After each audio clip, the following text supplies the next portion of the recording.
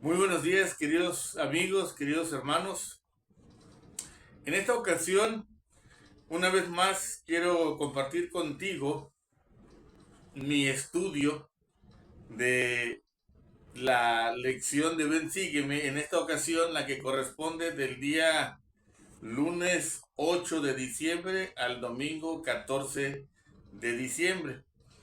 Eh, Me gusta compartir contigo mis notas porque esto es algo que me relaja, que me distrae y que además siempre lo hago porque cuando quiero aprender algo bien, lo tengo que compartir.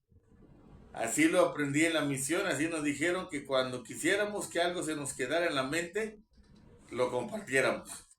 Y esa es la razón por la que lo hago. Si esto te sirve, qué bueno, y con mucho gusto lo puedes también ocupar. Muy bien. La lección de o la asignación de lectura de esta semana lleva por título la palabra creemos. La palabra creemos está incluida en todos los artículos de fe que vamos a analizar hoy, pero además está incluida de alguna manera en la manera en que vamos a ver las declaraciones oficiales 1 y 2, que entendemos que son también por revelación. Entonces, creemos es la palabra que define a lo que vamos a ver, pero además es el título que tiene esta lección, o esta asignatura de lección, esta asignación de lección.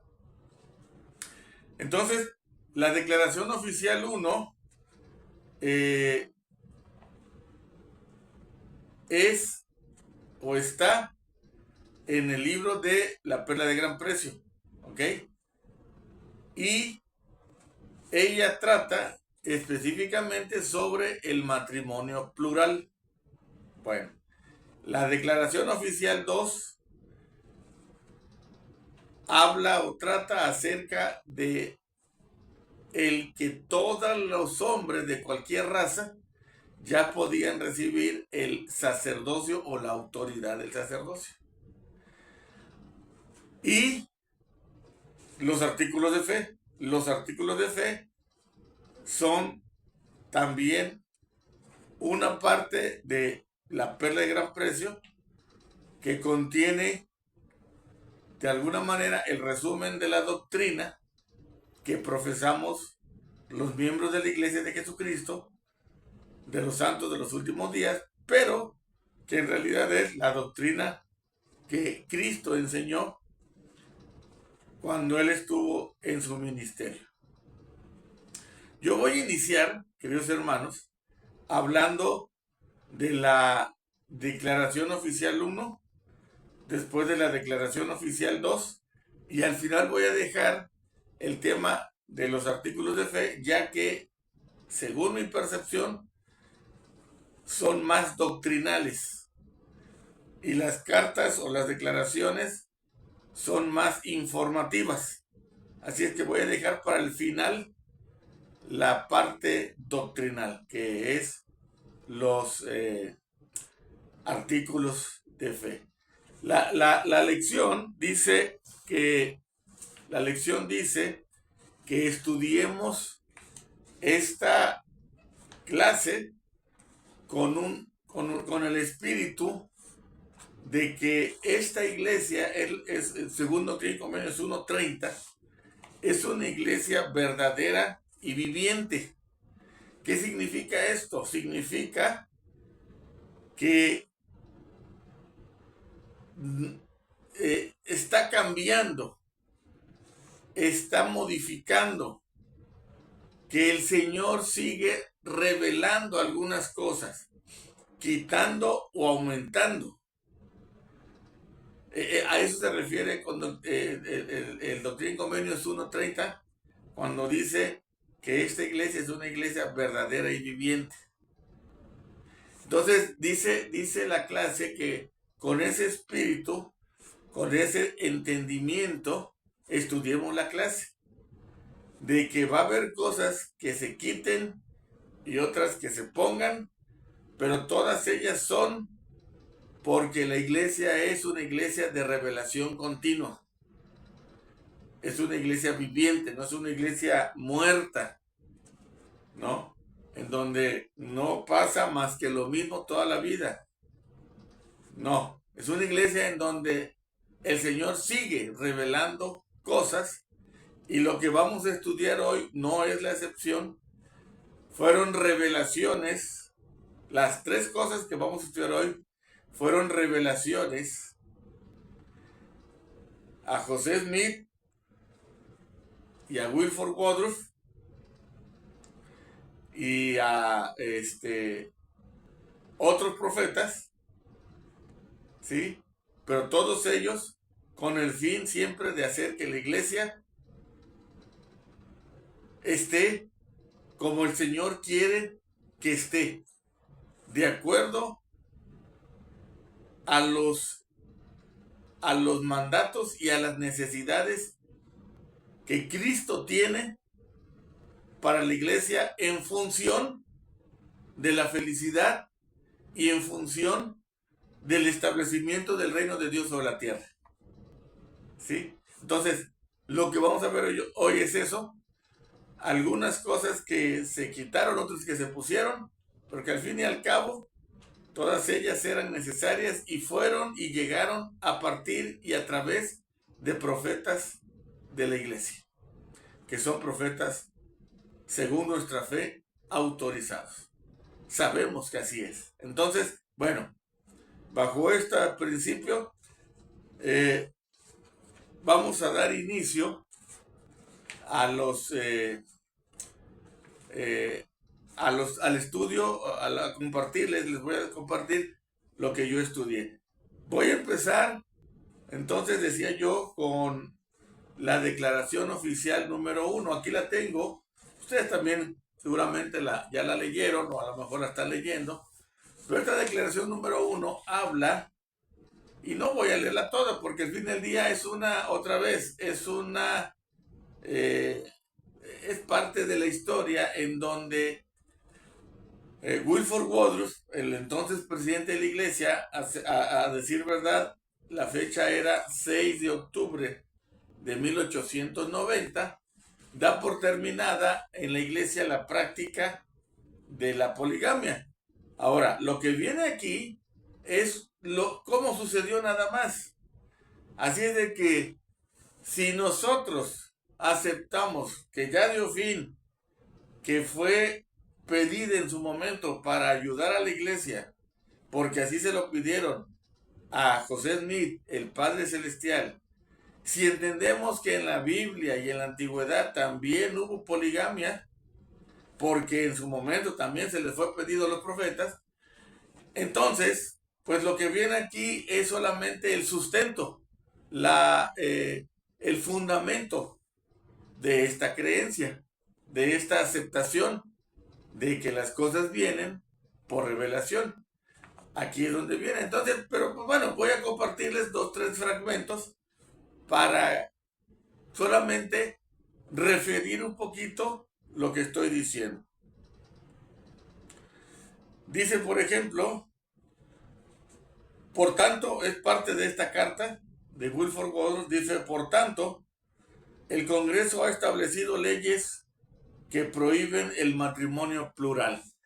Déjenme decirles que, entre otras cosas, la iglesia siempre ha aceptado lo que el gobierno o los gobiernos nos dan, nos dicen, nos instruyen. Y esta no fue la excepción. En ese entonces, meses anteriores, se había decretado que en Estados Unidos ya estaba prohibido el matrimonio plural. Y entonces la iglesia dijo, bueno, pues yo también voy a aceptar lo que el gobierno dice. Y entonces da por terminada el matrimonio plural. Así de sencillo. Así de sencillo. Bajo esas condiciones es que la revelación llega a Wilford Woodruff a partir de una pregunta al Señor también y sobre la abolición ya o la terminación o la prohibición del matrimonio plural en el país de los Estados Unidos. Al final del día la iglesia es mundial y aplicaba para todos. Después vienen unos relatos, unos extractos, selecciones de 3 discursos del presidente Wilford Woodruff. De ahí voy a tomar también una frasecita para ustedes que dice así: ¿cuál es el rumbo más prudente que deben seguir los santos de los últimos días? Continuar llevando la práctica del matrimonio plural con las leyes de la nación en contra de ella y la oposición de 60 millones de personas, y a costa de la confiscación y la pérdida de todos los templos. Es decir, había sus situaciones políticas, gubernamentales, pero al final del día fue el mandato de Dios. Entendemos que Dios controla todo. Las condiciones eran políticas, gubernamentales.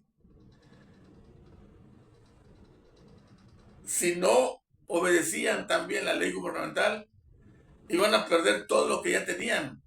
Estamos hablando de 1890, esto ya es en Salt Lake City.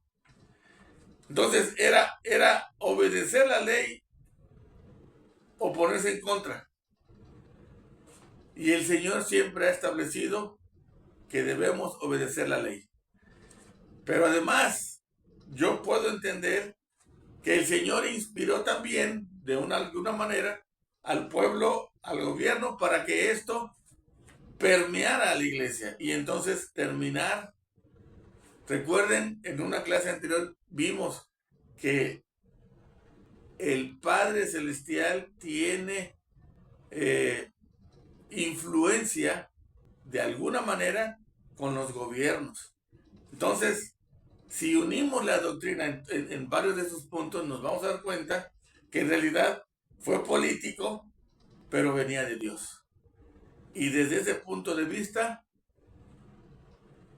es un mandato, o fue un mandato. Entonces, fecha en que se termina de vivir la práctica del matrimonio plural entre los miembros de la iglesia, 6 de octubre de 1890. Muy bien, pasamos a la siguiente declaración, la declaración oficial número 2. Esta declaración, queridos hermanos, me llama mucho la atención. Si tengo aquí, me parece, la fecha, obviamente la anoté.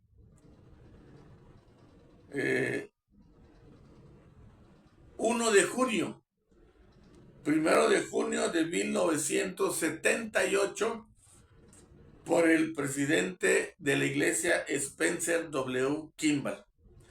Yo nací en el 69, hermanos. Para el 78 yo tenía 9 años. Yo recuerdo esta declaración. En su momento todavía lo recuerdo, y fue un niño, pero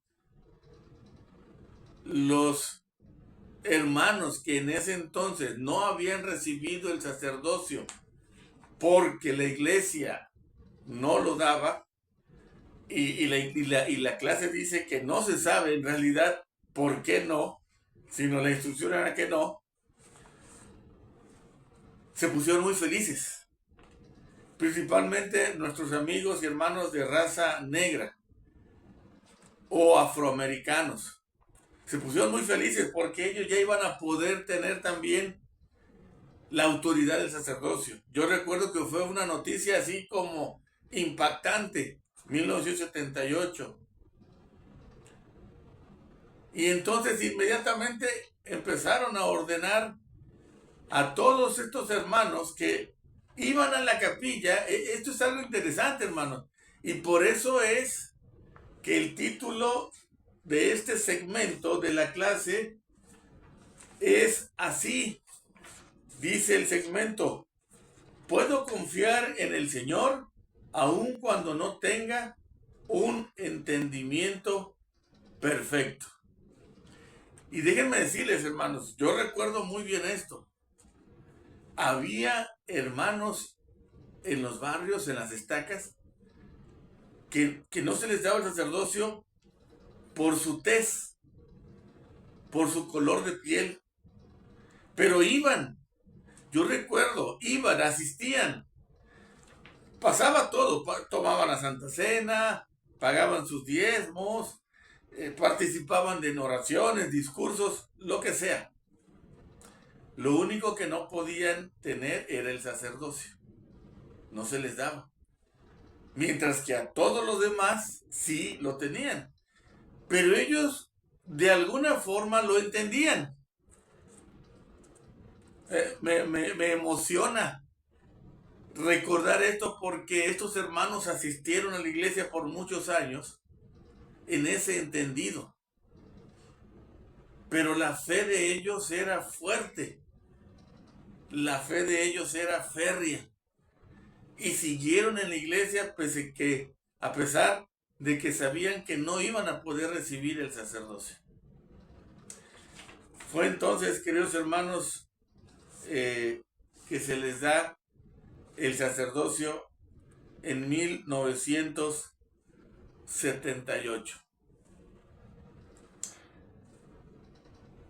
El 8 de junio, días después, se escribe lo siguiente: a todos los oficiales generales y locales del sacerdocio de la Iglesia de Jesucristo de los santos de los últimos días de todo el mundo.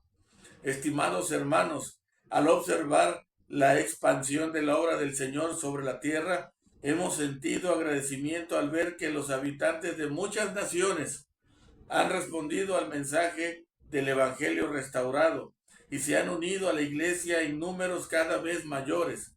Esto a la vez nos ha inspirado el deseo de extender a todo miembro digno de la Iglesia todos los privilegios y bendiciones que el Evangelio proporciona. El sacerdocio, hermanos. Realmente para mí recordar esto es una emoción, es una bendición que todos los hermanos ahora, hoy en día, puedan tener el sacerdocio. Sobre todo, recordar a estos buenos hermanos, muchos de ellos de raza negra, que asistieron por muchos años a la iglesia, sabiendo que su condición para la iglesia no era, pero con la fe de que sabían que esta iglesia era la verdadera. Esto es lo que a mí me mueve. El saber que a lo mejor no iba a tener yo todos los privilegios en un lugar, pero no me importaba porque ahí iba a estar yo feliz y yo sabía que ahí iba a ser la verdad. Con ese sentimiento, todos estos buenos hermanos siguieron asistiendo. Hay un discurso, queridos hermanos, de un elder 70, no recuerdo el nombre ahorita, que él discursa y dice que cuando él fue misionero se enteró, él es neoyorquino, pero de raza negra, se enteró que había habido un tiempo en el que a los negros no se les había dado el sacerdocio de Melquisedec, el sacerdocio. Dice que eso a él lo enojó, pero que tuvo un compañero que lo ministró y después entendió. Hermanos, no fue fácil seguramente para muchos entender esto. Hoy en día eso se terminó, como se terminó la práctica del matrimonio plural. Ahora todos tienen el sacerdocio de Melquisedec y la autoridad del sacerdocio. El Señor lo reveló y el Señor lo decretó. Y hoy en día tenemos esa bendición de que todos tienen el sacerdocio. Muy bien, hermanos. La declaración oficial 2 habla sobre esto. No quiero meterme más a ello, simplemente darle gracias a Dios porque hoy en día todas las personas que se bautizan en la iglesia pueden recibir el sacerdocio del Señor. Voy a pasar ahora, queridos hermanos, a el tema de los artículos de fe.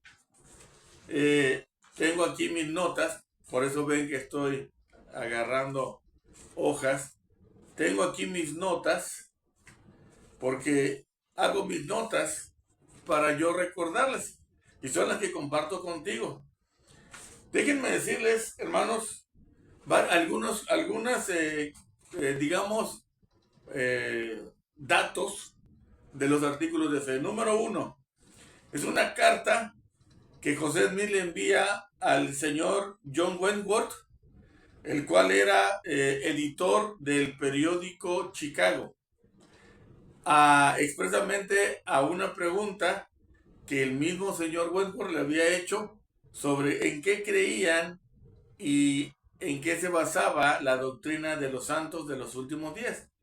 Él, además de los 3 artículos de fe, le da una lección de todo lo que aprendemos, pero al final da como un resumen que son 13 bosquejos muy sencillos de esta doctrina.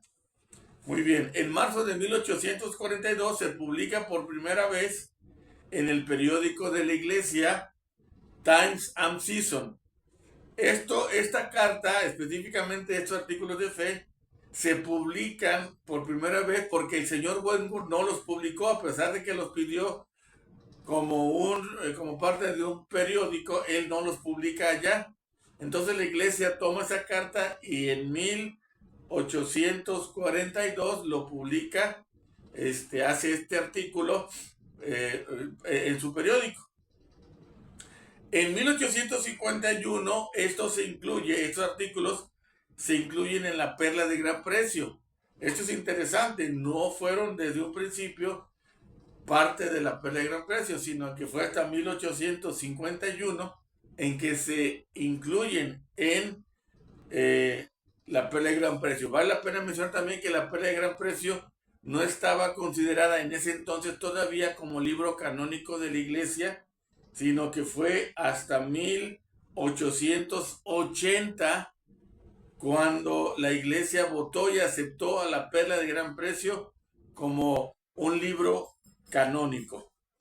Entonces, bajo este contexto, queridos hermanos, se dan los 13 artículos de fe. Voy a irlos mencionando y voy a ir mencionando también los temas a los que hace alusión los 13 artículos de fe. El número 1, nosotros creemos en Dios el Eterno Padre y en su Hijo Jesucristo y en el Espíritu Santo.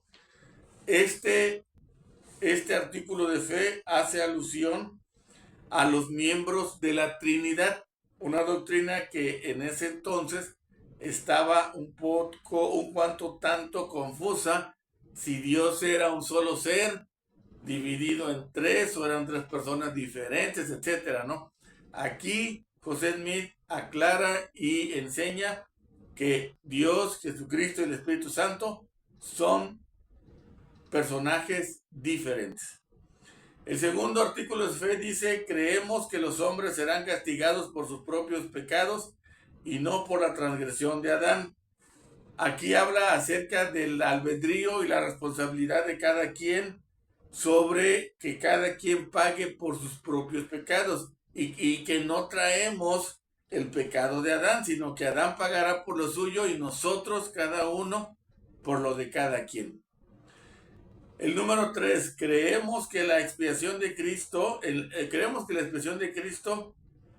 por la expiación de Cristo todo el género humano puede salvarse mediante la obediencia a las leyes y ordenanzas del Evangelio. O sea, creemos que nosotros vamos a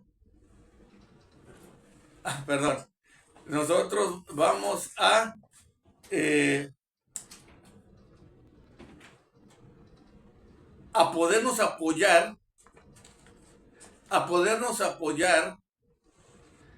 con la expiación de Cristo para nuestra vida, y que es lo único que vamos a aceptar para poder salvarnos. No más que la expiación de Cristo. 4. Creemos que los primeros principios y ordenanzas del Evangelio son, primero, fe en el Señor Jesucristo. Segundo, arrepentimiento. Tercero, bautismo por inmersión para la remisión de los pecados. Cuarto, imposición de manos para comunicar el don del Espíritu Santo. Aquí, hermanos, se nos habla acerca de los primeros principios y ordenanzas del Evangelio. Queda establecido. Se establece que la iglesia se va a guiar por bautismo y por confirmación y por fe y arrepentimiento, primeramente. Queda establecido que estos cuatro conceptos son los básicos para todo miembro de la iglesia que quiera ingresar al reino de Dios sobre la tierra. Número 5. Creemos que el hombre debe ser llamado por Dios por profecía y la imposición de manos por aquellos que tienen la autoridad a fin de que pueda predicar el Evangelio y administrar sus ordenanzas. ¿De qué se habla aquí? Se habla de la autoridad para poder enseñar. Y la iglesia declara en este artículo que la iglesia tiene la autoridad para enseñar el Evangelio a las personas. Esto proveniente de la primera visión y todo lo demás que vino junto con ello. Número 6. Creemos en la misma organización que existió en la iglesia primitiva, esto es, apóstoles, profetas, pastores, maestros, evangelistas, etc. Declaró José Smith que la iglesia se seguirá viviendo como en la antigüedad, que no iba a cambiar, con un profeta, 12 apóstoles y con todos los ministros que hay en los diferentes niveles que había en la antigüedad. Tal vez aquí podrían decir ustedes, bueno, pero es que antes no había barrio, ramas, estacas. Tal vez no, pero otra vez, fueron la revelación que ese nombre debería llevar, obispos, presidentes de quórum, etcétera. Es la manera en que hoy Dios, a través del profeta y de los profetas, ha determinado que se lleve su iglesia. Número 7. Creemos en el don de lenguas, profecía, revelación, visiones, sanidades, interpretación de lenguas, etc. En este artículo aceptamos todos los dones del Señor, pero sobre todo aceptamos la profecía de un profeta viviente, revelador. Aceptamos también la revelación y las visiones como parte de la enseñanza de nuestro Padre Celestial al mundo. Otra vez, a través de los profetas y de la autoridad que ellos tienen, que ya lo citamos en el artículo anterior. Número 8. Creemos que la Biblia es la palabra de Dios hasta donde está traducida correctamente. También creemos que el libro de Mormón es la palabra de Dios. Y ahora tenemos también Doctrina y Convenios y la Perla de Gran Precio, que es precisamente el libro que estamos estudiando. Pero entonces aquí José Smith deja claro qué literatura vamos a ocupar para nuestro estudio. Sin duda la Biblia, sin duda el libro de Mormón, porque contienen la verdad completa y testifican ambos de Cristo, y no más libros canónicos. Hay mucha literatura de la iglesia, manuales, libros de personalidades y autoridades que han escrito, pero libros canónicos solamente 4 ahora, actualmente. Biblia, Libro de Mormón, Doctrina y Convenios y Perla de Gran Precio. 9. Creemos todo lo que Dios ha revelado, todo lo que actualmente revela. Creemos que aún revelará muchas grandes, importantes asuntos pertenecientes al reino de Dios. Seguimos hablando de la revelación, estableciendo que el patrón de enseñanza, además de los libros canónicos, va a ser la revelación. Lo que el Señor hable a su profeta actual, eso es también doctrina y es enseñanza. Número 10. Creemos en la congregación literal del pueblo de Israel y en la restauración de las 10 tribus, que Sion, la nueva Jerusalén, será edificada sobre el continente americano, que Cristo reinará personalmente sobre la tierra y que la tierra será renovada y recibirá su gloria paradisiaca. Esta es una doctrina ya un cuanto tanto elevada, porque habla de la renovación y de la gloria paradisiaca de esta tierra. Este es otro tema, hermanos. Este es otro tema, pero válgase ahorita dejar claro que este artículo de fe habla de ese tema y que habla de la congregación del pueblo de Israel, lo cual eso también tal vez ya sabemos un poquito. Desde que el pueblo de Israel fue esparcido, las 10 tribus, las 12 tribus se diseminaron a lo largo de toda la tierra. Empezó después con Abraham, con la restauración de la iglesia, empezó la congregación de estas personas, que es el pueblo de Israel esparcido por toda la tierra. Y la iglesia está congregándolos para que otra vez sea un nuevo pueblo. El pueblo únicamente de Dios y de Israel. Número 11. Artículo 11. Reclamamos el derecho de adorar a Dios Todopoderoso conforme a los dictados de nuestra propia conciencia. Y concedemos a todos los hombres el mismo privilegio, que adoren como, donde o lo que deseen. Artículo que nos habla acerca de nuestra libertad para adorar al Dios que queramos, que en este caso pues es Jesucristo, pero que también respetamos a todas las personas del mundo, adoren lo que adoren, no importa lo que sea, les amamos, les apreciamos, les queremos, les respetamos a todos. De eso habla este artículo. Y el número 13 dice: creemos en ser honrados, verídicos, castos, benevolentes, virtuosos y en hacer el bien a todos los hombres. En verdad podemos decir que seguimos la admonición de Pablo. Todo lo creemos, todo lo esperamos. Hemos sufrido muchas cosas y esperamos poder sufrir todas las cosas. Si hay algo virtuoso o bello o de buena reputación o digno de alabanza, a esto aspiramos. Valores, hermanos, valores. Y enseñanza sobre que el miembro de la iglesia debe aspirar a cosas buenas, bellas, virtuosas, que debe dejar a un lado las cosas que no, o que las cosas que sean contrarias a esto. Todo lo creemos, todo lo esperamos. Hemos sufrido muchas cosas, ciertamente la iglesia sufrió muchas cosas, y esperamos sufrir muchas más. Queridos hermanos, estos son los 13 artículos de fe de los cuales nos habla la perla de gran precio. Analícelos usted como yo con su familia y déles el sentido importante que tienen estos artículos de fe en la vida de las familias.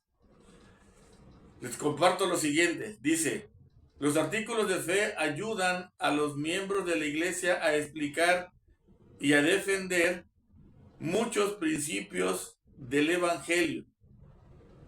El elder L. Tom Perry, miembro del Quórum de los 12 Apóstoles, escribió: qué gran bendición sería que todos los miembros de la iglesia memorizaran los artículos de fe y obtuviesen conocimiento de los principios que contiene cada uno de ellos. Estaríamos mejor preparados para dar a conocer el evangelio a los demás. Hermanos, ya lo dijo el elder L. Tom Perry: aprendámonos de memoria los 13 artículos de fe. De esa manera vamos a estar mejor preparados para enseñar el evangelio a las personas. ¿Por qué a veces tenemos temor de hablar del Evangelio? Probablemente porque no dominamos la doctrina.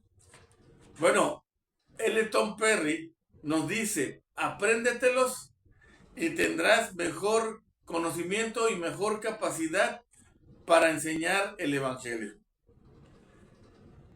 Queridos hermanos, bueno, pues quiero terminar, queridos hermanos, diciendo lo que dice Amós 3:7. Porque no hará nada el Señor sin que revele sus secretos a sus siervos los profetas. Hoy quiero aprovechar para testificarles de los profetas. Yo he creído en todos los profetas, desde Adán, Noé, Abraham, Isaac, Jacob, David, Elías, Ezequiel, Malaquías, Isaías, Nefi, Moroni, Leí, Alma. Hermanos, yo he creído en todos los profetas de la antigüedad, pero también creo en el profeta actual. Sé que Dallin H. Oaks es un profeta de Dios. No tengo duda que Russell M. Nelson y todos los anteriores profetas, hasta José Smith, el profeta de la restauración, han sido profetas de Dios. Por sus frutos los conoceréis. No ha habido uno de ellos, queridos hermanos, que nos haya enseñado algo contrario a la doctrina de Dios, a la doctrina de Cristo. Todos han enseñado la doctrina de Cristo. Pero además nos han explicado la doctrina de Cristo para que la podamos vivir en los hogares y para que aprendamos a cómo se vive el Evangelio en nuestros centros de reuniones y en nuestras colonias y en nuestros vecindarios. Queridos hermanos, el elder Allen D. Heinen de los 70s en 2023 dijo lo siguiente: el saber por revelación que existe un profeta viviente en la tierra lo cambia todo. Eso hace que uno pierda el interés en debatir sobre cuándo el profeta habla como profeta, o si hay ocasiones en las que uno está justificado en rechazar selectivamente los consejos proféticos. Tal conocimiento revelado invita a confiar en los consejos del profeta viviente, aun cuando no los entendamos completamente. Después de todo, un Padre Celestial perfecto y amoroso ha escogido el modelo de revelar la verdad a sus hijos mediante un profeta, alguien que nunca buscó ese llamamiento tan sagrado y que no necesita nuestra ayuda para percatarse de sus imperfecciones.